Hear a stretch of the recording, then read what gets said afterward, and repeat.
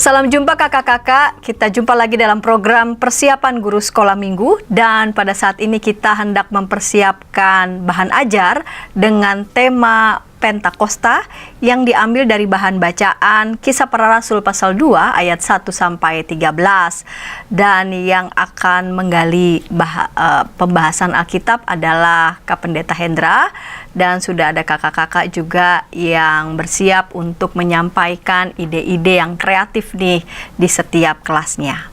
Namun sebelum kita bersama-sama belajar, mari kita berdoa. Mari kita berdoa.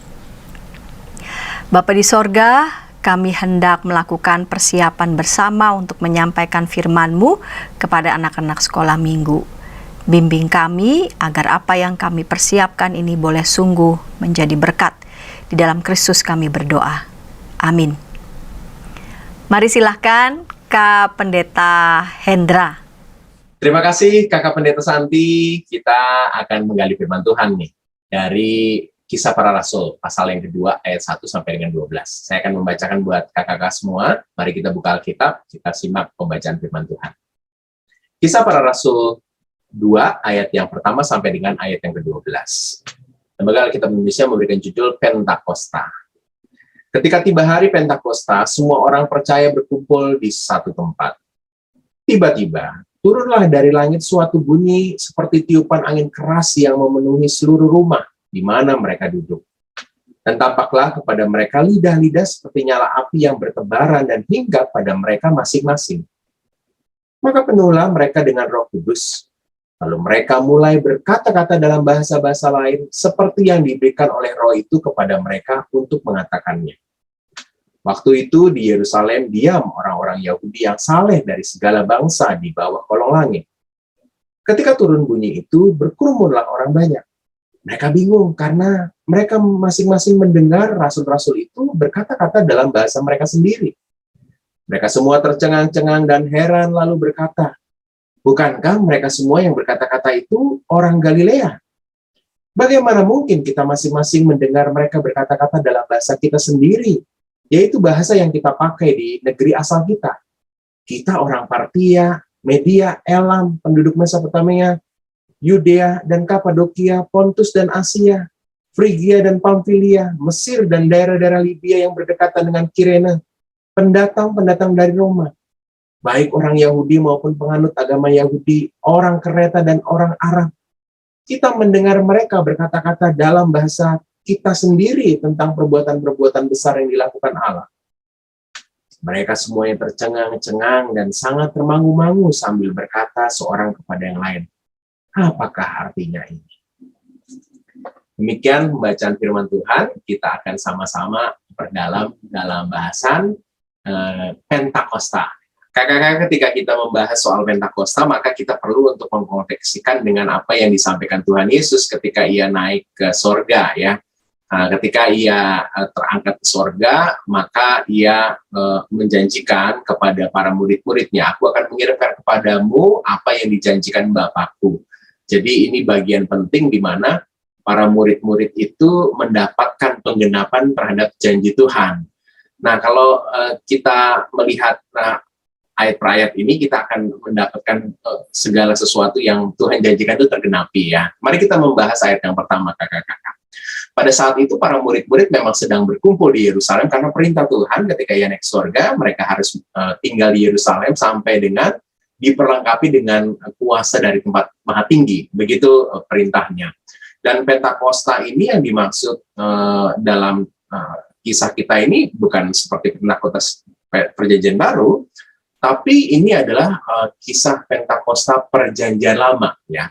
Ada beberapa hal nih yang penting yang perlu kita ketahui tentang Pentakosta di Perjanjian Lama. Yang pertama, ini adalah hari ke-50 setelah Paskah, ya, Paskah Perjanjian Lama, yaitu momen peringatan pembebasan bangsa Israel dari tanah perbudakan Mesir. Dan yang kedua, ini adalah hari memperingati yang sebenarnya ada dua peringatan juga, ya, di dalam perayaan Pentakosta di Perjanjian Lama itu. Yang pertama, ini Pentakosta yang dimaksud di ayat yang pertama ini adalah sebuah momen peringatan pemberian 10 hukum Tuhan, ya. Ini mereka merayakan itu. Kemudian yang kedua, ini adalah perayaan syukur panen ya. Dalam Ulangan pasalnya yang ke-16 dan 10, ini ada perintah di hari ke-50 ya. Dan ini adalah momen besar, kira-kira begitu ya. Makanya dalam teks firman Tuhan disebutkan semua orang berkumpul di satu tempat karena ini adalah momen perayaan besar pada saat itu ya. Nah, kalau kita melihat ayat yang kedua, maka disebutkan tampak bahwa kehadiran Roh Kudus ini wujudnya seperti bunyi tiupan angin. Ini tanda bahwa Roh Kudus itu berkekuatan. Kita kan kalau ada kekuatan angin gitu, ini sesuatu yang kita bisa rasakan. Tapi kita nggak bisa lihat, begitu ya. Punya kekuatan bisa kita rasakan, tapi tidak bisa terlihat. Itu seperti tiupan anginnya. Lalu juga ciri yang lainnya, Roh Kudus juga digambarkan seperti lidah-lidah, sepertinya api. Layaknya api, ya kakak-kakak, Roh Kudus juga bekerja menyucikan, memurnikan. Jadi ini punya kekuatan, bisa dirasakan, dan dia bekerja menyucikan dan memurnikan. Nah, inilah sebuah penggenapan janji Tuhan ya. Apa yang dialami oleh para murid-murid ini adalah sebuah penggenapan apa yang Tuhan janjikan ketika yang surga dalam momen besar, yaitu Pentakosta Perjanjian Lama. Dan inilah menjadi momen penting peringatan Pentakosta Perjanjian Baru saat ini kita rayakan.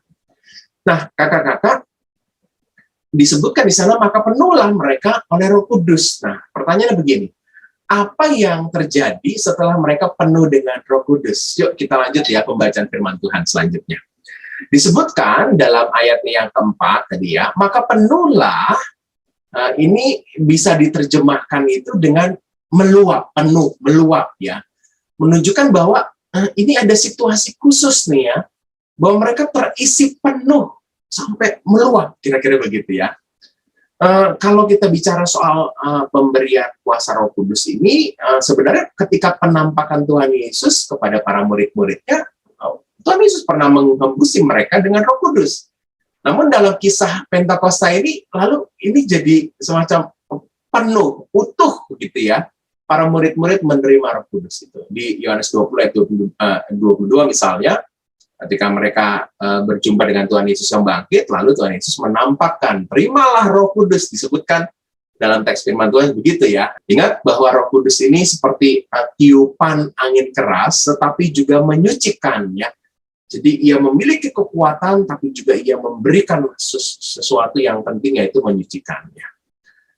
Ketika situasi itu terjadi, maka orang-orang ini menjadi bingung ya. Jadi ketika mereka memiliki kekuatan itu, lalu mereka berkata-kata, punya kemampuan khusus, yaitu mereka berbahasa sesuai dengan apa yang diberikan Roh Kudus kepada mereka untuk mengatakannya.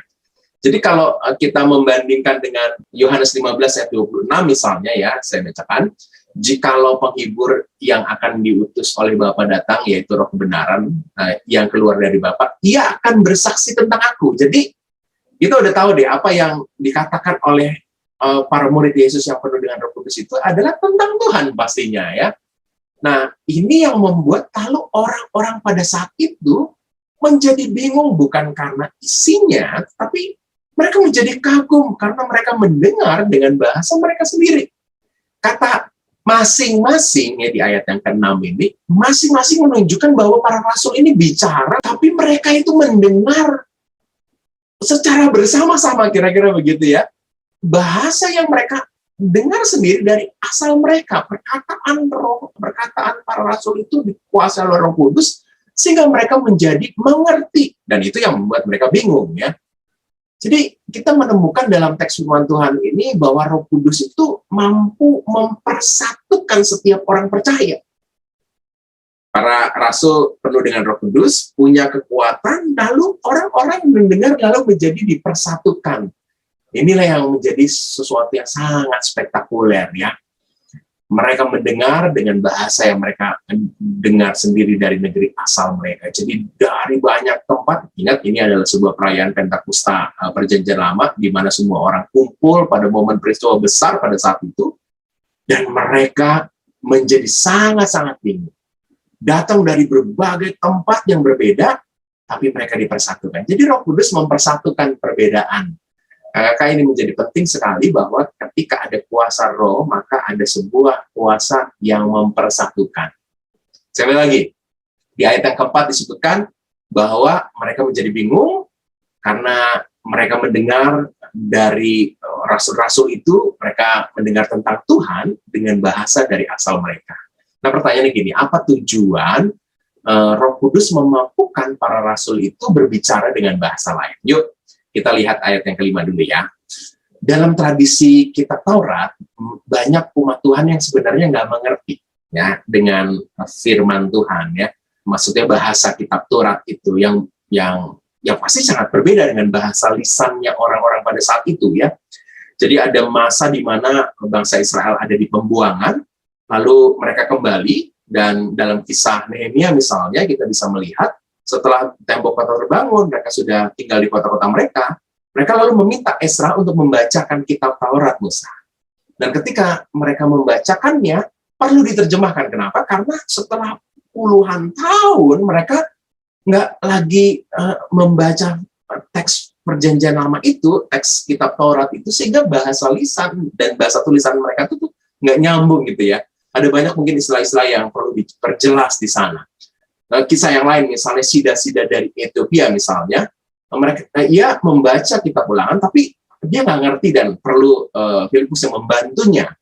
Jadi waktu itu ada banyak orang saleh yang datang ke sana mendengar pembacaan kitab Taurat juga, karena itu perayaan besar dalam Pentakosta, tapi mereka nggak mengerti. Nah, inilah karya Roh Kudus yang dahsyat banget ya. Roh Kudus membantu banyak orang pada saat itu mendengar pemberitaan firman dengan tepat sekali. Pemberitaan tentang Tuhan, dan mereka menjadi mengerti. Jadi kalau kita melihat ayat yang ke-11 disebutkan, baik orang Yahudi maupun maupun penganut agama Yahudi. Jadi ada orang yang non-Yahudi menganut agama Yahudi. Orang Kreta itu orang-orang Romawi maupun juga orang-orang Arab, mereka jadi ngerti akan perbuatan-perbuatan besar dari Tuhan. Jadi inilah sebenarnya Roh Kudus lakukan ketika ia memberikan kemampuan pada para murid Yesus itu, para rasul, untuk berkata-kata. Jadi Roh Kudus mempersatukan agar perbuatan besar Tuhan itu makin dikenal. Kakak-kakak yang terkasih, ini yang menegaskan apa yang disampaikan dalam Yohanes 15 yang tadi sempat saya bahas ya. Jikalau penghibur yang akan kuutus datang dari Bapa, yaitu Roh kebenaran, ia akan bersaksi tentang aku. Ini jadi menegaskan bahwa Roh Kudus yang membuat pekerjaan pemberitaan firman itu dimengerti banyak orang. Lalu apa peran kita? Di ayat yang 27 disebutkan, tetapi kamu juga harus bersaksi, karena kamu dari semula bersama-sama dengan aku. Jadi ada perintah bahwa setiap orang yang diberikan karunia Roh, setiap orang yang percaya, kita perlu untuk menjadi pemberita. Nah, ini akan kita sampaikan kepada adik-adik bahwa ini kisah Pentakosta, kisah yang penting, di mana Tuhan mengirimkan Roh Kudus untuk setiap orang menjadi mengerti akan Tuhan, mendengar pemberitaan akan pekerjaan-pekerjaan ajaib yang Tuhan lakukan. Itu adalah karya Roh Kudus yang luar biasa. Dan setiap orang percaya, ia menerima roh itu, penuh dengan roh. Maka konsekuensinya kita harus hidup dalam roh, kita harus memberitakan firman Tuhan. Pada adik-adik di kelas balita, mereka perlu tahu kisah tentang pencurahan Roh Kudus ini di hari Pentakosta. Pada adik-adik kelas kecil, kelas besar, bukan hanya tahu kisah Pentakosta, tapi juga mereka jadi tahu bahwa Roh Kudus juga dicurahkan kepada setiap orang percaya. Dan punya konsekuensi setiap orang percaya harus hidup berkenan, memberitakan karya-karya besar dari Tuhan. Demikian pembahasan dari Kisah Para Rasul pasal 2 ayat 1 sampai dengan 12 yang kita akan sampaikan kepada adik-adik dalam tema Pentakosta. Saya kembalikan kepada Pendeta Sandi. Terima kasih Kak Pendeta Hendra untuk bahasan Alkitab, dan kita hendak menuju kelas batita dan balita. Namun sebelumnya kita mau dengarkan dulu nih pesan-pesan berikut ini.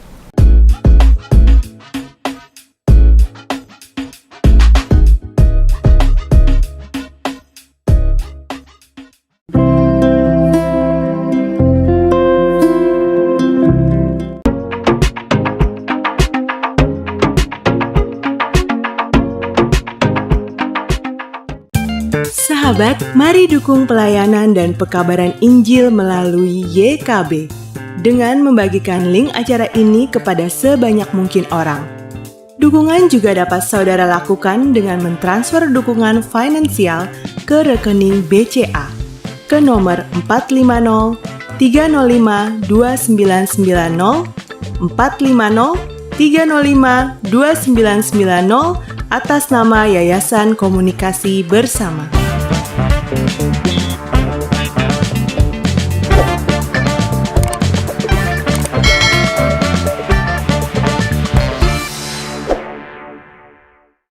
Salam jumpa kakak-kakak, kita jumpa lagi dalam program persiapan guru sekolah minggu. Kita akan mempersiapkan bahan ajar dengan tema Pentakosta yang diambil dari bahan bacaan Kisah Para Rasul pasal 2 ayat 1-13. Baru saja Kak Pendeta Hendra sudah menyampaikan bahasan Alkitab. Dan kita mau mendengar nih Kak Grace Devina menyampaikan ide inspiratif untuk menyampaikan tema ini untuk anak-anak kelas Batita Balita. Mari silakan Kak Grace Devina. Halo kakak-kakak, para pelayan anak dimanapun kakak-kakak saat ini berada dan melayani. Terima kasih juga untuk Pak Hendra dan juga Kak Santi atas kesempatannya. Hari ini kita akan sama-sama berdiskusi tentang metode penyampaian cerita tentang Pentakosta kepada anak-anak kelas TK dan Batita. Nah, kalau untuk kelas TK dan Batita, sebenarnya kategori usia ini belum bisa sepenuhnya memahami tentang esensi dari hari turunnya Roh Kudus. Mereka belum paham tentang Roh Kudus yang turun secara teologis atau doktrinal, mereka nggak bisa. Jadi, tetap fokus kita pada anak-anak kelas Batita dan TK adalah storytelling. Nah, apa sih yang mau kita bagikan kepada anak-anak? Ada dua perspektif yang bisa kita bagikan kepada anak-anak. Yang pertama, kita bisa membagikan storyline-nya atau hanya anak-anak mengerti urutan peristiwanya. Dan yang kedua, kita bisa mengajak anak-anak untuk melihat kehebatan dari hari Pentakosta ini. Jadi, hal yang luar biasa dari hari Pentakosta ini. Salah satunya dengan kita bisa mempresentasikan atau mendemonstrasikan satu kata dengan beragam bahasa. Jadi kita bisa ngomong kata terima kasih dalam beragam bahasa, gracias, thank you, hamsamida, arigato gozaimasu. Nah, kita bisa mempresentasikan beberapa macam bahasa, lalu kita tanya anak-anak apakah bisa? Lalu kita sampaikan masuk kepada cerita bahwa ada orang yang bisa loh ngomong bahasa asing, tapi mereka nggak les, mereka nggak belajar, mereka nggak pernah dengar sebelumnya di YouTube. Lalu kenapa ya mereka bisa? Nah, mereka tuh bisa karena kuasa dan pertolongan dari Roh Kudus. Nah, itu mungkin bisa disampaikan kepada anak-anak. Nah, untuk metode penyampaian ceritanya sendiri seperti apa? Kita bisa menggunakan tayangan video. Saya mohon maaf dengan kendala yang ada di laptop saya, jadi saya nggak bisa share screen. Untuk tayangan video yang saya rekomendasikan, kembali lagi itu tayangan dari Saddleback Kids. Karena memang metode penyampaiannya sangat anak-anak sekali dengan beberapa gimmick-gimmick tambahan yang itu seru gitu. Dan kita bisa juga mendownload aplikasi Bible for Kids, di situ juga ada tentang Pentakosta. Oh, kakak-kakak yang punya boneka atau kain flanel boneka juga bisa bercerita menggunakan kain flanel boneka. Si boneka ini tetap menceritakan masa lalunya. Bukan masa lalunya, menceritakan peristiwa di masa lalu. Bisa pakai teks yang tadi atau ide yang tadi mengenai beragam macam bahasa.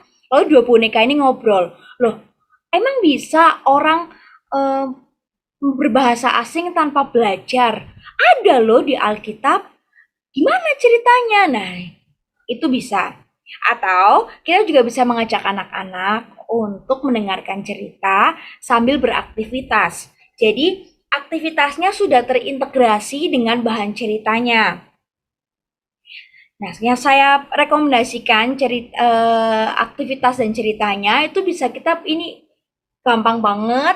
Jadi yang kita butuhkan adalah pattern dari orang-orang ini. Mungkin kakak-kakak nanti bisa menggambar yang lebih indah dan proporsional ya. Nah, lalu kita nanti sambil bercerita, kita minta anak untuk menempel baju-baju dari orang-orang ini. Dan juga mewarnai api, gambar api seperti ini. Nah, bajunya ini kakak-kakak bisa pakai double tip atau solasi yang sudah ada motifnya, itu bisa. Tapi saya cari di Magelang itu belum ada. Saya order di e-commerce belum datang ininya barangnya. Lalu saya alternatif yang lain, kita bisa pakai ini, pakai kertas lipat yang sudah ada motifnya. Nah, saya rasa ini jauh lebih mudah dicari karena hampir di semua toko buku ada. Dan nggak harus merek ini, tapi kita bisa ambil beberapa motif karena biasanya dalam satu pack ini dan pack yang lain itu motifnya bisa berbeda. Nah, itu bisa kita pakai kalau kita sudah guntingkan dan kita minta anak-anak TK dan Batita untuk menempelkan ke sini sambil mendengarkan cerita. Adik-adik, suatu hari setelah kebangkitan Tuhan Yesus, para murid Tuhan Yesus berkumpul dalam sebuah rumah. Lihat, banyak orang-orang yang berkumpul. Siapa mereka? Ada Bapak Petrus, ada murid-murid yang lain. Yuk kita tandai yuk satu murid dan murid yang lain ini. Kita tempelkan baju-bajunya. Ada banyak orang. Jadi semakin banyak motifnya menunjukkan ada semakin banyak orang. Lalu setelah itu kita bisa minta anak ketika mereka berkumpul, lalu tiba-tiba ada suara angin yang begitu keras, lalu ada Roh Kudus turun atas mereka. Nah, Roh Kudus ini bentuknya seperti api. Yuk kita warnain gambar api yang ada di atas para murid ini. Nah, ketika Roh Kudus turun atas mereka ditolong oleh Tuhan untuk bisa menyampaikan Injil kepada orang lain.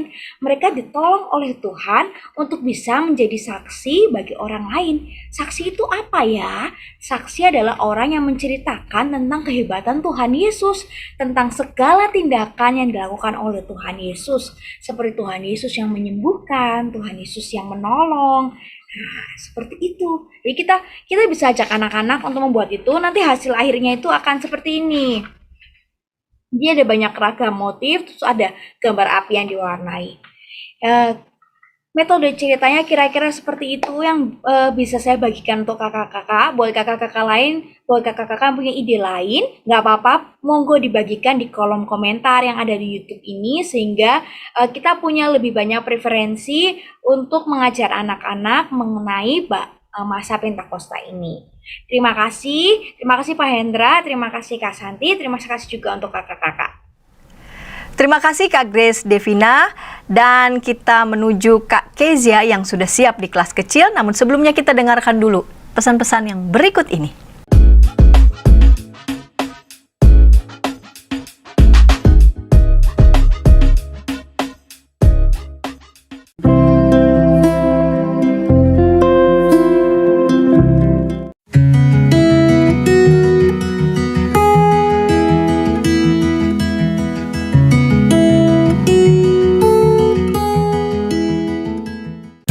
Sahabat, mari dukung pelayanan dan pekabaran Injil melalui YKB dengan membagikan link acara ini kepada sebanyak mungkin orang.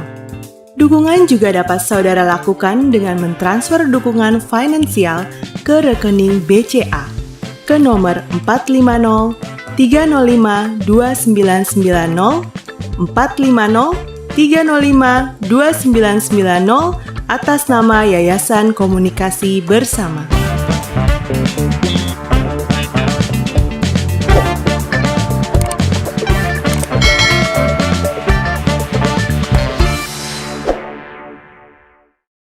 Salam jumpa kakak-kakak, kita hendak mempersiapkan bahan ajar dengan tema Pentakosta yang diambil dari bahan bacaan Kisah Para Rasul pasal 2 ayat 1 sampai 13. Dan Kak Kezia siap untuk menyampaikan ide-ide inspiratif nih di kelas kecil. Mari silakan Kak Kezia. Hai kakak-kakak, kita akan sama-sama mempersiapkan diri untuk mengajar di kelas kecil ya. Nah, untuk kelas kecil ada satu tujuan yang mau kita capai bersama-sama. Kita mau menolong adik-adik untuk bertekad hidup berkenan kepada Tuhan dengan pimpinan Roh Kudus. Nah, bagaimana tema ini bisa kita sampaikan? Nah, kita bisa mulai dengan ada dua pilihan yang saya usulkan. Yang pertama, kita bisa main topi Roh Kudus. Dasarnya sebenarnya games ini mirip dengan Simon Says. Aturannya bagaimana? Jadi sebelumnya kakak harus menyiapkan topinya dulu, bisa dibuat sendiri dari kertas, ada putaran di kepalanya, lalu ada lambang apinya, seperti yang terlihat di gambar. Nah, setelah itu kakak sampaikan aturannya kepada anak-anak. Aturannya adalah kalau kakak-kakak pakai topi Roh Kudus, maka anak-anak harus mengikuti perintah yang disampaikan. Tapi kalau topinya dilepas, maka anak-anak diam aja atau melakukan yang berlawanan dengan yang diperintahkan. Nah, kakak-kakak bisa pilih mau yang mana, mau minta mereka untuk diam aja atau minta mereka untuk melakukan yang berlawanan sesuai dengan usia dan kemampuan anak-anak yang diajar. Nah, perintahnya seperti apa? Untuk kakak-kakak yang mengajar di kelas onsite dan ada ruang gerak, saya usul minta mereka untuk maju mundur ke kanan atau ke kiri 1, 2, 3 langkah. Jadi misalnya maju 1 langkah, kalau pakai topi berarti anak-anak harus maju 1 langkah. Tapi kalau topinya dilepas, maka anak-anak diam aja, nggak boleh ikut maju, gitu ya. Atau malah ketimbang maju, mereka harusnya mundur karena topinya nggak dipakai, jadi lakukan yang berlawanan. Nah, perintah-perintah seperti itu bisa diberikan, atau untuk yang online, bisa juga sebagai pilihan alternatif. Mungkin kalau maju mundur itu agak jauh atau tidak terlalu kelihatan, kakak-kakak bisa juga pakai yang lebih gampang. Misalnya pegang mata, pegang hidung, pegang telinga, pegang bibir, dan selanjutnya. Nah, ini opsi untuk permainan pertama. Pesan apa yang mau disampaikan dari sini? Pesannya adalah kalau Roh Kudus ada bersama-sama dengan kita, maka kita akan melakukan apa yang benar. Kalau Roh Kudus ada bersama-sama dengan kita, maka kita akan melakukan apa yang benar, yang diperintahkan oleh Tuhan. Atau ada ide kedua, yaitu menggunakan trik candle. Trik candle ini adalah lilin ulang tahun yang biasanya begitu dimatikan akan menyala lagi. Nah, untuk situasi sekarang, kakak-kakak bisa minta mereka untuk mencoba mematikan nyala api lilin. Kalau tidak ditiup, berarti bisa dengan cara dikipas. Minta mereka supaya lilin itu mati. Nah, biasanya anak-anak akan menjadi excited karena mereka bisa ngeliat lilinnya mati, terus nyala lagi, nyala lagi, mati, nyala lagi. Nah, disinilah kita bisa menyampaikan pesan bahwa tahukah kalian bahwa ada api di dalam diri kita yang juga tidak mati-mati, terus menyala. Apakah itu? Itulah api Roh Kudus. Nah, api Roh Kudus itu apa ya? Nah, dengar cerita ya. Pada suatu hari, berkumpullah orang-orang dari berbagai tempat di Yerusalem. Mereka merayakan hari Pentakosta. Nah, adik-adik bisa lihat di sini, macam-macam ya orangnya. Warna kulitnya berbeda, mereka bicara dalam bahasa yang berbeda, tapi mereka sama-sama datang untuk merayakan hari Pentakosta. Nah, ketika itu, tiba-tiba mereka mendengar ada bunyi angin yang keras sekali. Lalu ada lidah-lidah api yang turun ke atas para rasul, beberapa di antara mereka. Wah, adik-adik bisa lihat tuh, ada api-apinya turun. Loh, kok bisa ya api-apinya turun? Lalu kalau apinya turun, kira-kira rambutnya terbakar nggak ya? Lalu mereka teriak, aduh, panas. Gitu nggak ya? Oh tidak, karena ini bukan api biasa, tapi ini adalah api Roh Kudus, sehingga para murid tidak terbakar. Terus, api Roh Kudus itu membuat para murid apa kalau tidak terbakar?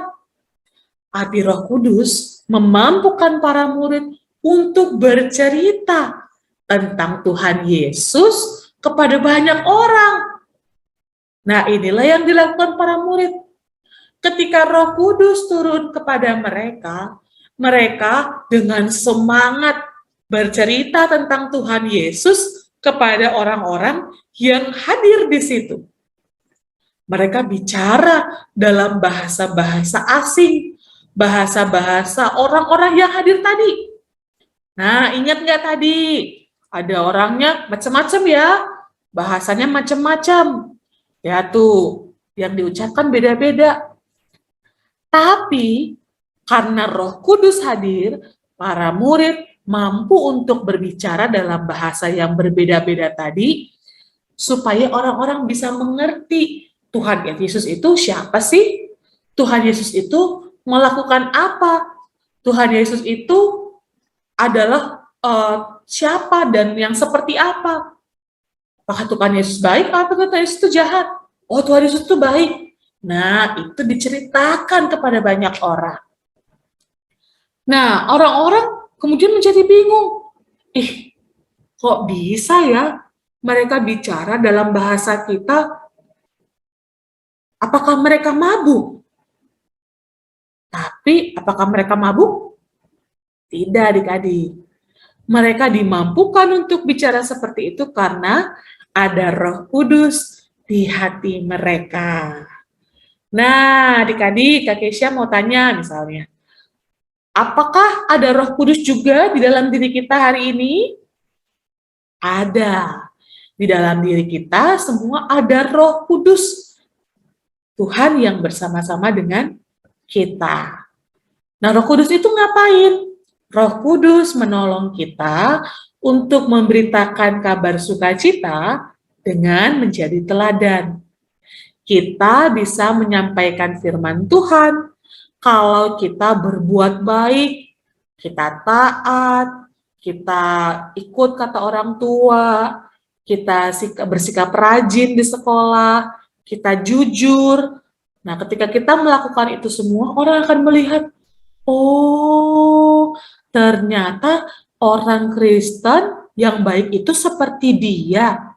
Nah, kita memberitakan kabar sukacita firman Tuhan kepada orang lain. Nah, ini usul untuk adik-adik yang di kelas kecil, kakak bisa menyesuaikan beberapa bahan lagi dengan konteks adik-adik yang kakak layani. Semoga kakak terinspirasi. Selamat melayani kakak, Tuhan memberkati. Terima kasih Kak Kezia di kelas kecil, dan kita masih akan mendengar ide-ide yang mau disampaikan Kak Kezia di kelas besar. Namun sebelumnya kita dengarkan pesan-pesan berikut ini.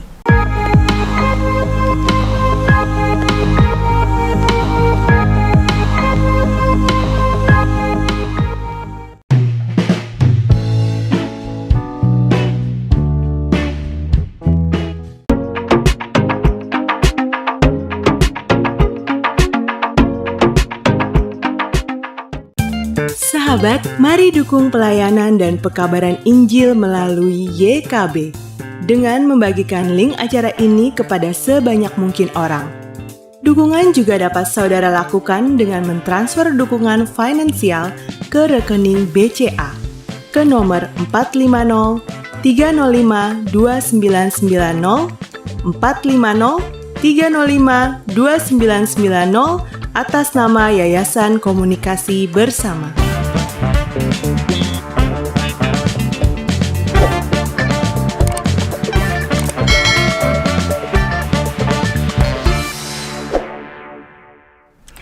Kakak-kakak, jumpa lagi dalam program persiapan guru sekolah minggu kerjasama YKB GKI TV dan Bina Warga.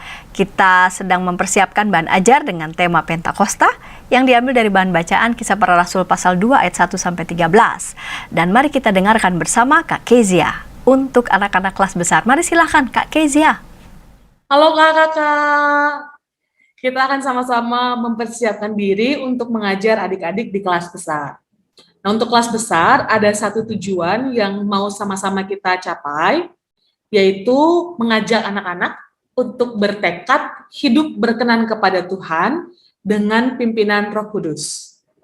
Nah, untuk anak-anak kelas besar, di pembukaan saya usul kakak-kakak mengajak anak-anak untuk belajar satu lagu. Judulnya adalah Malo Malo Thanks Be to God. Nah, lagu ini adalah sebuah lagu yang sebenarnya isinya adalah semuanya kata-kata terima kasih di dalam berbagai bahasa. Ada bahasa Indonesia, bahasa Inggris, bahasa Portugis, bahasa Spanyol, bahasa apalagi tuh, Mandarin, bahasa Jepang, wah pokoknya macam-macam. Nah, lagu ini kakak bisa cari di YouTube. Ada satu lagu yang ada kata-katanya juga, ada liriknya, dan dikasih keterangan itu dari bahasa mana. Kakak bisa lihat di situ untuk full versionnya. Menyanyikan lagu ini gampang banget, Kak. Jadi kakak nanti akan mulai menyanyikan bagian-bagian yang berwarna hitam, lalu adik-adik nanti akan mengikuti dengan lirik yang sama dan dengan kata-kata yang sama. Jadi mereka hanya mengulang apa yang kita nyanyikan, seperti nyanyian responsorial nantinya. Nah, lagunya seperti apa? Lagunya seperti ini. Saya pura-pura jadi kakak yang mengajar, nanti kakak mengikuti bagian yang merah-merah ya, mewakili adik-adik. Kita nyanyi sama-sama ya. Malo malo thanks be to God. Malo malo thanks be to God. Obrigado, aleluia. Obrigado, aleluia. Gracias, kamsahamnida. Gracias, kamsahamnida. Malo, malo, thanks be to God. Malo, malo, thanks be to God. See you, maaseh. Maaseh, terima kasih, marami, selamat, Dankeschön, Dziękuję, we thank you, Lord. We thank you, Lord. Malo, malo, thanks be to God. Malo, malo, thanks be to God.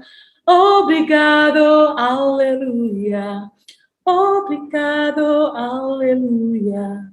Gracias, kamsahamnida. Gracias, kamsahamnida. Malo, malo, thanks be to God. Malo, malo, thanks be to God. Lalu bisa ke bagian kedua yang merci buku, share, dan selanjutnya. Notnya sama dengan yang bait yang pertama. Nah, di sini setelah adik-adik bisa menyanyikan dengan lumayan lancar gitu ya, kakak bisa tanya kepada adik-adik, mereka tahu ada berapa banyak bahasa di sini, ada berapa yang mereka pernah atau sering dengar, atau mungkin nonton TV atau nonton video lalu dengar bahasa ini. Nah, ada beberapa yang familiar sebenarnya. Terima kasih, haleluya, sheshe, arigato. Mungkin mereka pernah dengar bahasa-bahasa itu. Nah, setelah itu kakak bisa tanya kepada adik-adik siapa yang bisa bicara lebih dari satu bahasa. Mungkin bahasa asingnya nggak harus bahasa luar negeri ya, tapi bisa juga bahasa lokal kita, misalnya bahasa Jawa, bahasa Sunda, bahasa Batak, atau bahasa lain, bahasa Ambon, pokoknya bahasa yang berbeda dari bahasa Indonesia. Nah, terus kakak bisa tanya kepada adik-adik, kalau kita bisa lebih dari satu bahasa, apa sih keuntungannya? Kalau kita bisa komunikasi dengan bahasa lain, kan berarti kita bisa punya lebih banyak teman. Kita tidak hanya bisa cerita, berkomunikasi dengan orang-orang yang hanya bisa bahasa Indonesia, tapi kita juga bisa tuh temenan sama orang-orang yang bicara pakai bahasa Inggris mungkin, cerita-cerita dengan mereka, atau yang pakai bahasa Mandarin, dan selanjutnya. Nah, kakak-kakak, dari sini kita akan mengajak anak-anak untuk mendengarkan cerita tentang pesta Pentakosta. Nah, tahukah adik-adik bahwa di Alkitab ada juga satu cerita ketika para rasul, murid-murid Yesus, mereka dimampukan oleh Roh Kudus untuk bicara dalam bahasa asing. Nah, di manakah cerita itu? Ceritanya ada di Kisah Para Rasul 2 ayat 1 sampai ayat yang ke-13. Nah, pada waktu itu ada banyak orang sedang berkumpul di Yerusalem. Mereka merayakan hari Pentakosta atau hari ketika mereka berterima kasih kepada Tuhan untuk hasil panen sekaligus juga untuk berkat-berkat Tuhan. Nah, pada hari itu ada orang-orang yang berkumpul dari tempat-tempat yang macam-macam. Ada yang dari Partia, orang Media, dari Elam, dari Mesopotamia. Itu adalah tempat-tempat di luar kota Yerusalem. Nah, tentu karena mereka berasal dari luar kota, maka mereka bisa bicara dalam bahasa-bahasa asing, bahasa-bahasa lain. Lihat, ada kata-kata, ada tulisan-tulisan yang macam-macam. Nah, pada waktu itu ketika mereka sedang berkumpul di sana, dan ada juga para rasul di sana, tiba-tiba terjadi sebuah peristiwa yang mengejutkan. Ada angin yang bertiup kencang sekali. Lalu tiba-tiba turunlah lidah-lidah api ke atas diri para murid. Setelah lidah-lidah api itu turun, para murid kemudian bisa bicara dengan bahasa yang bermacam-macam. Mereka bisa bicara bahasanya orang Partia, bisa bahasa orang Elam, bisa bahasa orang Mesopotamia, bahasa-bahasa yang sebelumnya mereka belum pernah pelajari. Mereka nggak tahu. Nah, karena itu, mereka memberitakan firman Tuhan dengan bahasa-bahasa asing. Mereka bercerita tentang kebaikan-kebaikan Tuhan. Mereka bercerita tentang Tuhan Yesus yang bangkit. Mereka bercerita tentang pengalaman mereka, kabar sukacita kepada banyak orang dalam bahasa-bahasa yang berbeda-beda. Nah, mendengar hal itu, orang-orang yang berkumpul bingung. Mereka bingung. Kenapa? Karena para murid itu sebenarnya orang Galilea. Harusnya mereka bisa berbicara dengan bahasa-bahasa Galilea aja. Tapi kok mereka bisa ya bicara pakai bahasa-bahasa asing? Lalu adik-adik, ada beberapa yang bisik-bisik di antara mereka bilang, wah, jangan-jangan mereka ini mabuk. Padahal mereka mabuk nggak adik-adik? Enggak, mereka bukan mabuk. Tetapi mereka dimampukan oleh Roh Kudus untuk bercerita kepada banyak orang di dalam banyak bahasa, supaya kabar tentang Tuhan Yesus Kristus bisa diterima oleh banyak orang. Roh Kudus memampukan para murid untuk memberitakan firman Tuhan kepada sebanyak mungkin orang yang berkumpul pada waktu itu. Nah, jadi apa tugasnya Roh Kudus? Roh Kudus memampukan kita untuk memberitakan firman Tuhan. Nah, adik-adik, di sini kita masuk bagian aplikasi kakak-kakak. Sama seperti Roh Kudus juga memampukan para murid menyampaikan kabar sukacita, Roh Kudus sekarang juga memampukan kita untuk memberitakan kabar sukacita kepada banyak orang. Caranya gimana? Caranya adalah dengan menolong kita untuk berbuat baik, untuk hidup berkenan di hadapan Tuhan, supaya kita bisa jadi teladan. Kalau kita melakukan apa yang baik, apa yang benar, lalu orang-orang melihat kita, maka mereka akan juga semangat melakukan apa yang baik. Nah, disitulah kita jadi teladan. dan kita sudah memberitakan kabar sukacita, sama seperti para murid di hari Pentakosta. Roh Kudus memampukan kita untuk memberitakan kabar sukacita dengan menjadi teladan. Nah, kakak bisa tambahkan menjadi teladan itu konkretnya seperti apa sesuai dengan pergumulan di jemaat setempat. Dan lalu minta juga anak-anak mungkin juga untuk bisa menceritakan atau memberikan contoh-contohnya. Nah, itu ide untuk kita yang akan mengajar di kelas besar. Semoga kakak terinspirasi atau bisa melayani dengan lebih baik di kelas besar. Selamat melayani kakak, Tuhan memberkati. Terima kasih Kak Kezia di kelas besar, dan lengkaplah sudah baik pembahasan Alkitab, Kak Pendeta Hendra di kelas Batita Balita, ada Kak Grace Devina di kelas kecil dan besar, juga sudah disampaikan tadi oleh Kak Kezia. Dan sebelum kita menutup persiapan kita bersama, mari kita berdoa. Bapa di sorga, kami berterima kasih melalui anak-anak-Mu, baik itu Kak Kezia, Kak Grace Devina, dan Kak Pendeta Hendra. Maka semua anak-anak-Mu yang Kau percaya untuk menyampaikan firman-Mu, kiranya Engkau boleh berkati, sehingga apa yang kami lakukan ini boleh sungguh-sungguh melengkapi kakak-kakak yang akan dipersiapkan untuk mewartakan firman-Mu. Terima kasih ya Tuhan, di dalam Yesus Kristus kami berdoa. Amin. Terima kasih kakak-kakak, sampai jumpa di episode yang akan datang. Kita akan belajar bersama.